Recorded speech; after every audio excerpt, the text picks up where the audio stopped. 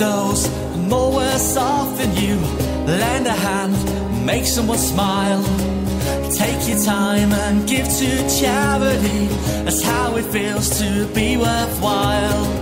Live beyond the mediocrity modern life seems to bring. Take your time and look around you. Open your heart and let it sing. Take stock of what you've got. Take stock of what you've got. 'Cause you'll never have tea with the Queen. No, you'll never have tea with the Queen.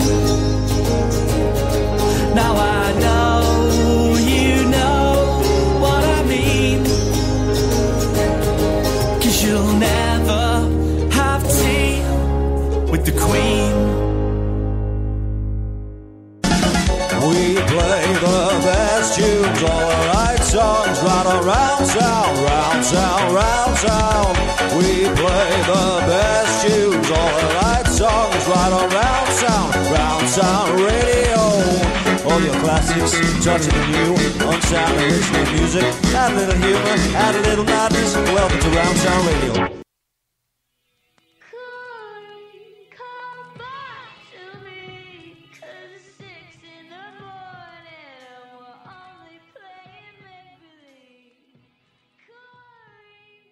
Righty, we have Ashley Colley from Indigo Moon on the line with us. Ashley, how are you? I'm great, thanks. How are you? I'm great, thanks. So whereabouts is it in Liverpool you're calling from tonight? Garston myself. I'm actually in the centre of town at the moment. Yeah, I thought it sounds a little bit windy. So who else is in the band, obviously, apart from yourself, Ash? Right, we've got Lisa Fawcett, who is our drummer. Right. We've got Hannah Lodge, who's our bassist. And we've got Bradley Malbon, who's our guitarist. Right. And Adam Dixon, who's our guitarist flute player. And how did you all come to meet? How did it all come about? How did we come to meet? Right, so we started out in uni about 3 years ago. Right. Just all sort of came together in a pop performance class because we had to form a band, and I sort of was a bit undecided at first. I was sort of scanning the room, seeing what was available, and I just saw a bunch of cool-looking people in the corner, and they said that they were starting a psych band. So I sort of just like waltzed over there, like, "Hey, I'm your new singer," and they were like, "Oh, cool." Yeah, and then that was the end of that. And how long have you been together? 3 years. Oh, so you've been at it quite a while then, haven't you? Yeah, I guess so. Your music's very busy, it's very powerful, it's got an original style to it. Could you, as a band, put yourself in any kind of genre?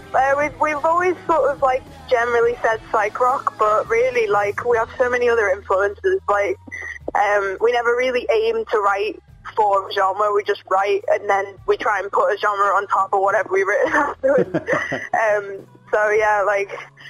I remember, like, Jake Marley said something in a piece about us that, like, pinning them down to a genre is, like, it's just, like, impossible. Yeah, I would agree with that, yeah.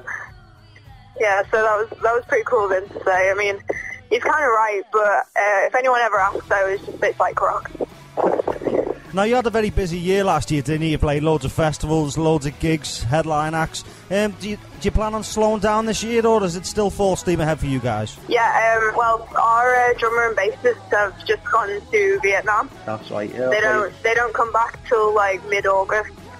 So we have to sort of wait. We're doing acoustic stuff at the moment. We're playing Astral Coast Festival. Oh, excellent. And another one. I think it's called Off Cut Festival. Right. I think that's what it's called. Yeah, so we're going to play them as just an acoustic trio. And then as soon as Hannah and Lisa get back, we're going to start organising more gigs, more stuff to do. Just bash it out, really. It's a shame, really, because I wanted you guys on our festival. We'll get you next year. Yeah, man. What would you say has been your highlight? I know you've had some great gigs, you've done festival, and you also supported the Blue Tones, but what was it for you that was really special as a band? Probably, like, supporting Blues Pills. That was a good one. They're a big band, aren't they? Yeah. It's a good gig.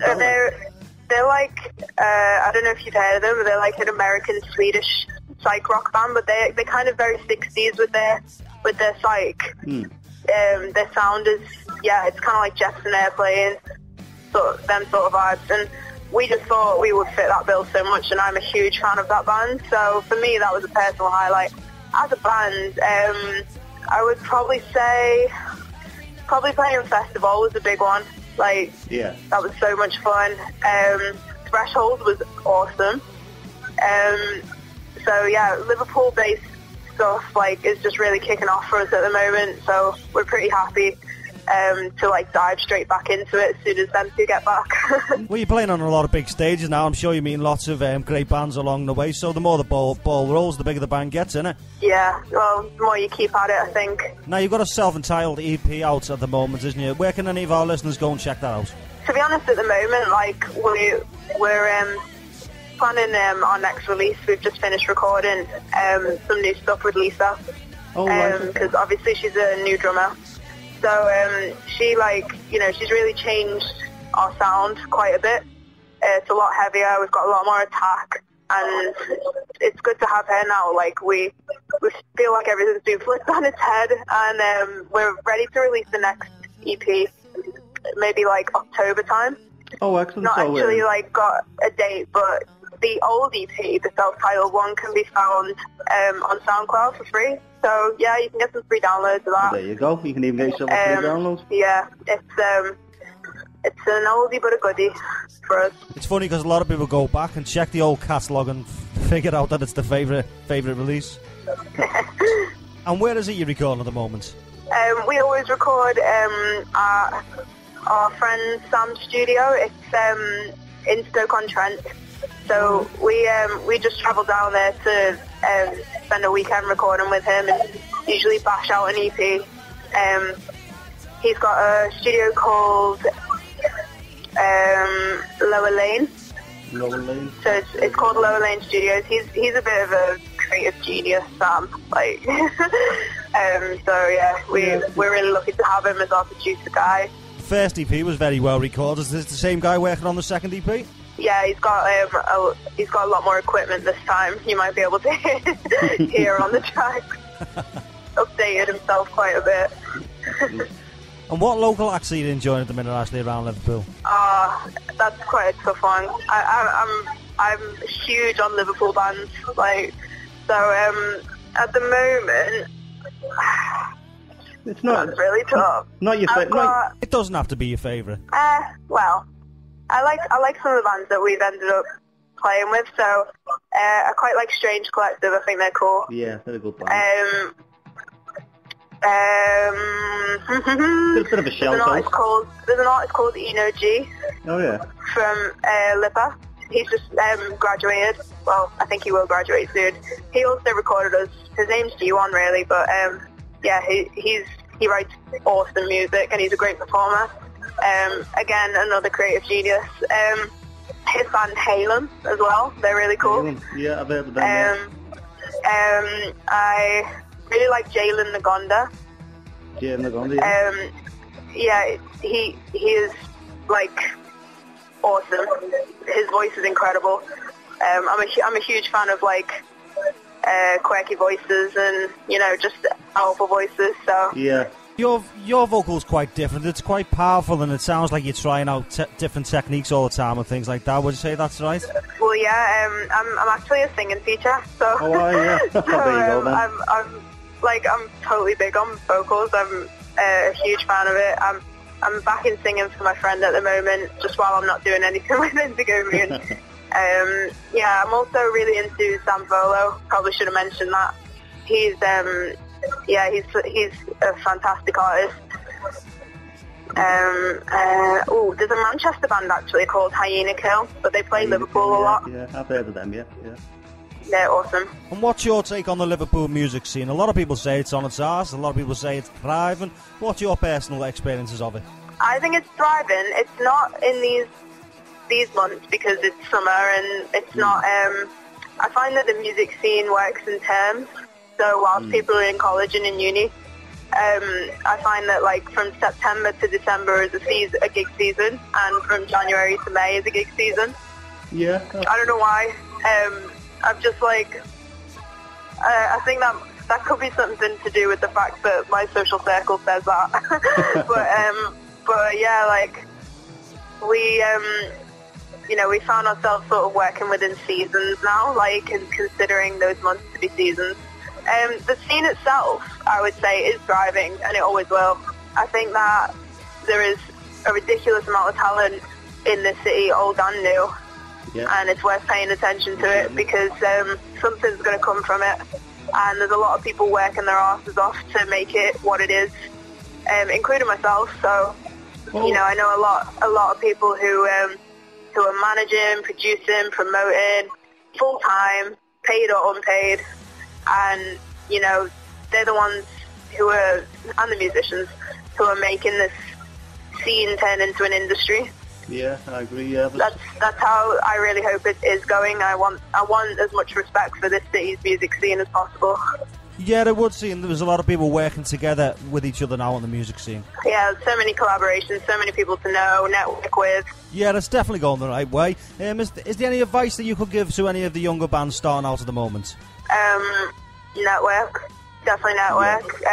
You can't go wrong with it. You can't go wrong with knowing people. You can't go wrong with talking to people outside of gigs. Turn up to gigs even if you don't know who's there. Yeah, and just talk to them. Even if your friends aren't there, like, you still go and get involved in live music, because it is respected in this city. Yeah, I think a lot of people need to network a lot more. Also keep the social media updated and things like that. Yeah. All the industries now, they all sit behind computer desks, you know what I mean? They don't go out as much as they used to, so it's very important to have your gear out there and in the face. I think you need to have a really clear idea of how you want to market yourself. Yeah, big time. How you want to brand yourself and your band. We've put a lot of thought into that, and hopefully we'll be that will come across with our next sort of marketing campaign to promote our new EP. I'm a bit of a business head myself, so like my sort of part-time work outside of music is actually like PR and communications. Oh, so you've got a very good idea of how it goes anyway then. So yeah, I definitely like get a bit of a professional attitude on music PR and music marketing, and I definitely put like all those sort of skills to the test when it comes to our band. And if anyone ever asks my advice, that's what I tell them. Well, it's a handy skill to have in the background, isn't it? Yeah, I sound like I'm in a job interview now, don't I? I think it's like with me and myself, being a radio presenter and also being a musician, it helps me communicating with the bands that I'm working with and things like that, you know. Yeah, definitely. Especially in this day and age of social media and that. Right, I'm just going to ask you a few quick-fire questions now. Are you ready? Oh, God, here we go. Here we go, indeed.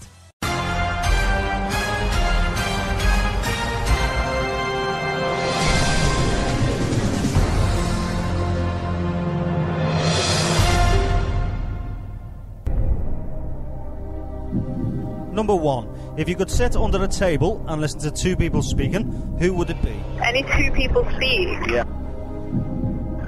Do they have to be a musician? Nope, it can be anybody you choose. Any two people speak. Okay, probably Michael Jackson. I love his speaking voice as well as his singing voice. And probably my friend Georgia from university. She has the most amazing speaking voice. It's so calming.